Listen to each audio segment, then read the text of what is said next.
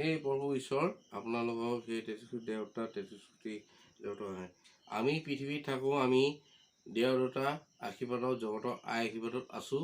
তো তাৰ পক্ষেও আমাকতো দেৱতাই ৰক্ষা কৰিছে। প্ৰত্যেক ধৰ্মতে নিজৰ যাৰ যিটো পালন কৰি আছে যোনে তেনেকৈ আমি ৰক্ষা হৈ আছোঁ, নহয় জানো? তো গতিকে মই বেছি লম্বা দীঘলীয়াৰ কথা নকয়।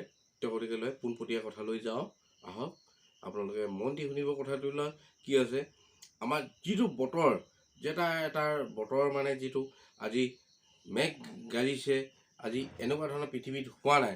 ডাঙৰ ডাঙৰ শিল বৈছে, শিল বৰষুণৰ কাৰণে জ্যোতিষী আজি মহাৰথী মহাপণ্ডিত সকলো ভক্ত আছে। তো গতিকে তেওঁলোকে মনীষক কিয় জগাই নদিলে যে তেনেকুৱা এটা কাম কৰিব লাগে।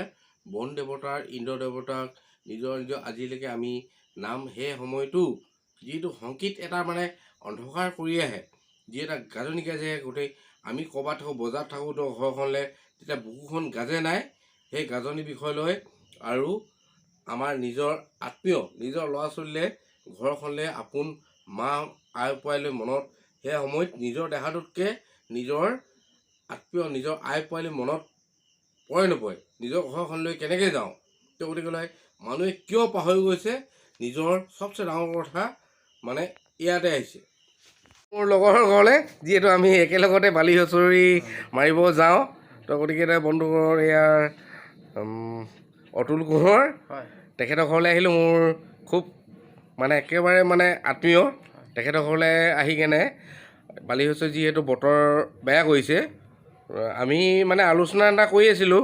তেখেতৰ মানে বতৰ যেতিয়া নেকি বেয়া এটা আমি সংকেত পাওঁ, মানে বিপদ এটা মানে ওপৰৰ ফালৰ পৰা ঈশ্বৰে আমাক এটা ইংগিত দিয়ে। যিহেতু বতৰ যেনেকুৱা গাজনি মাৰিছে, যি গাজনি মাৰিছে আৰু যিহেতু অন্ধকাৰ কৰি পেলাইছে, গোটেই তাত বতাহ ধুমুহা অহাৰ সংকেত মানে দিছে তেওঁলোকে।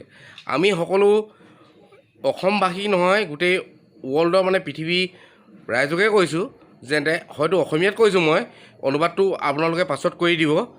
তো এইকাৰণে মানে এই যেতিয়া নেকি বতাৰ শিল বৰষুণ গাজনি আহে, এটা হৃদয়খন আপোনালোকক কপে নাই। তাৰ বিষয়লৈ মানে মই ক'বলৈ বিচাৰিছোঁ। কোনো কোৱাচোন তাৰ বিষয়লৈ। যেতিয়া নেকি গাজনি এতিয়া মাৰিছে বুকুখনতো, যেতিয়া নেকি বতাহ ধুমুহা এটা আমি ক'ৰবাত থাকোঁ ঘৰলৈ মনত পৰে নপৰে? মনত পৰে। নিজৰ মনত পৰে।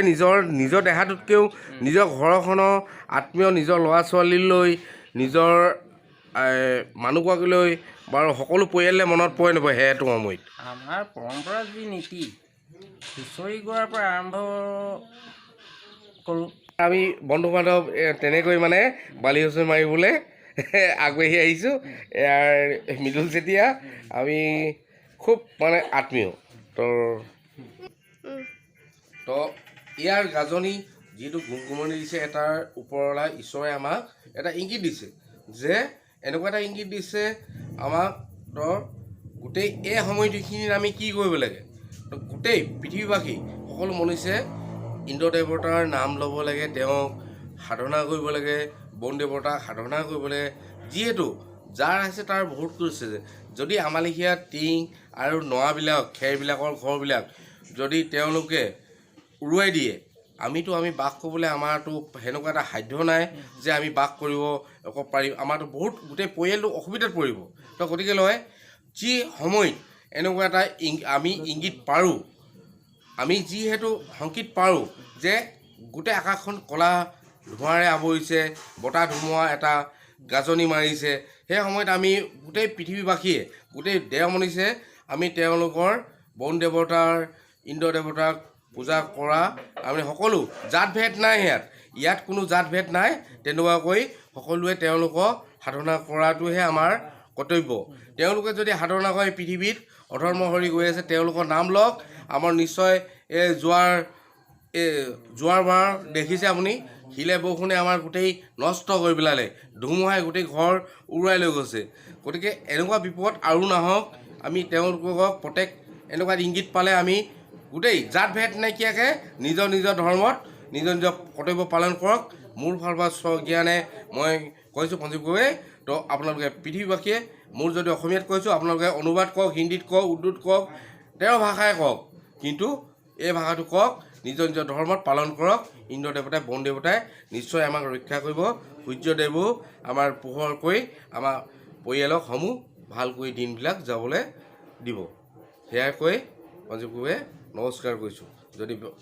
যদি ভুল হৈছে ক্ষমা কৰিব, সকলো ৰাইজে ক্ষমা কৰিব। মোৰ ভুলৰ প্ৰতি মই ক্ষমা কৰিছোঁ। ধন্যবাদ।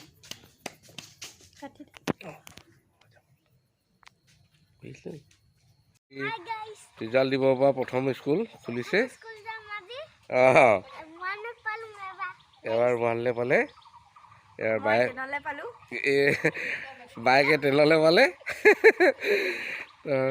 ব'লা তেনেহ'লে, দেৰি হৈছে স্কুল। বাই বাই কৈ দিয়া। ব'লা।